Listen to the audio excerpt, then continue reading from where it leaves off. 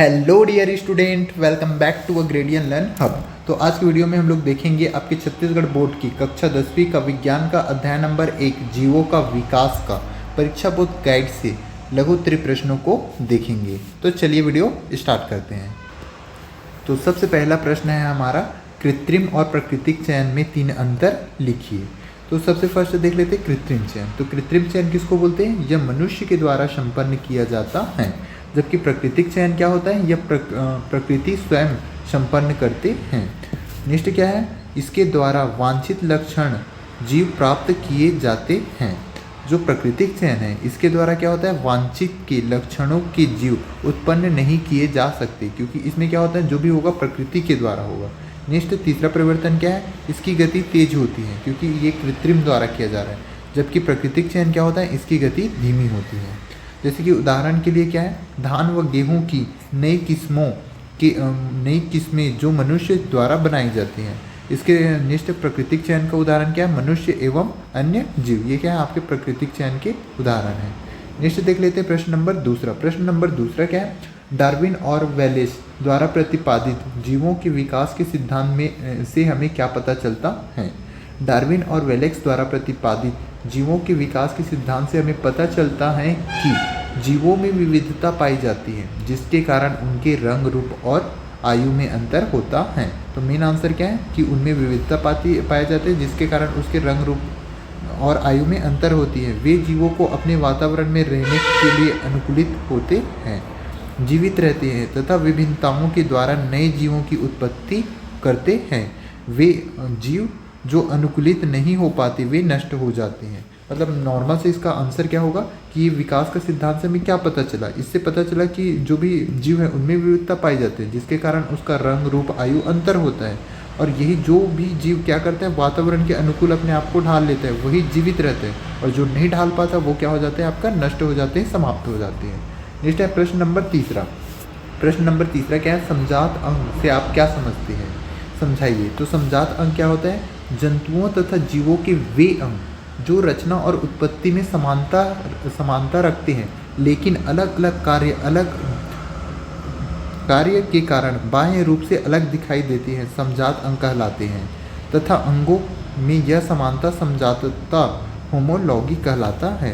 जैसे मेढक का अग्रपाद, सील फिशर, चमगादड़ के पंख, मनुष्य के हाथ, घोड़े के अग्रपाद तथा मोल के अग्रपाद समजात के अंग उदाहरण हैं, क्योंकि ये समान इस अस्थियों ह्यूमरस और रेडियस अल्ना, कार्पसल्स, मेटाकार्पसल्स उंगलियों के बने होते हैं। तो सिंपल वर्ड में अगर देखें तो समजात अंग किसको बोलते हैं? ऐसे जंतुओं के ऐसे अंग जो क्या होते हैं? उत्पत्ति और रचना में समानता रखते हैं।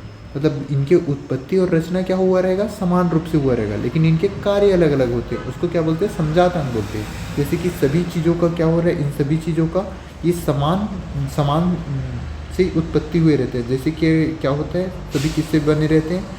अस्थियों, ह्यूमरस, रेडियस अल्ना, कार्पसस, मेटाकार्पसस और उंगलियों के बने होते हैं। तो ये सिंपल से क्या बोलेंगे? इसको समजात अंग बोलेंगे। उसके बाद नेक्स्ट होता है अवशेषी अंग होता है। अवशेषी अंग किसको कहते हैं?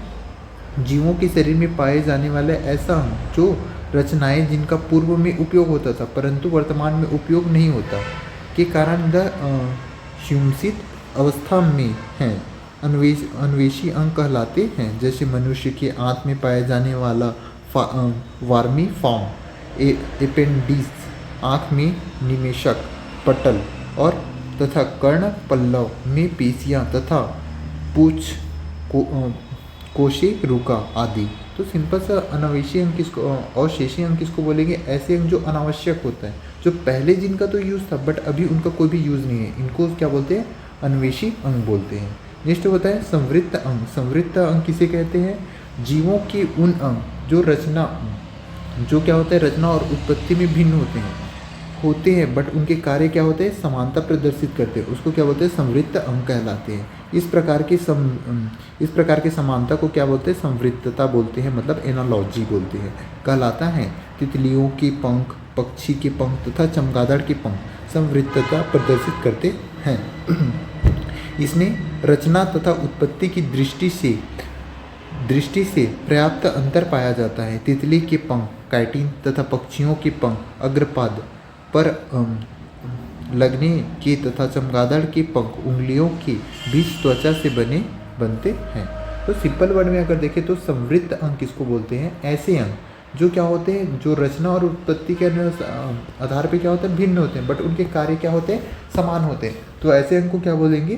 संवृत्त अंग बोलेंगे। नेक्स्ट देख लेते हैं प्रश्न नंबर 6वां। तो प्रश्न नंबर 6वां क्या है? डार्विन ने विकासवाद की प्रेरणा देने वाली 2 घटनाओं को लिखिए। तो डार्विन के विकासवाद को प्रेरणा देने वाली 2 घटना क्या है? सबसे पहले डार्विन ने भ्रमण के दौरान गैलापागोस द्वीप पर पाए जाने वाली एक प्रकार की चिड़िया फिंच तथा दूसरे जंतुओं में वातावरण में रहने के बाद कई विविधताएं देखी, जिससे उन्होंने विभिन्नता की उत्पत्ति के महत्व का ज्ञान दिया। तो सिंपल से क्या बोल रहे हैं कि वहाँ पे जो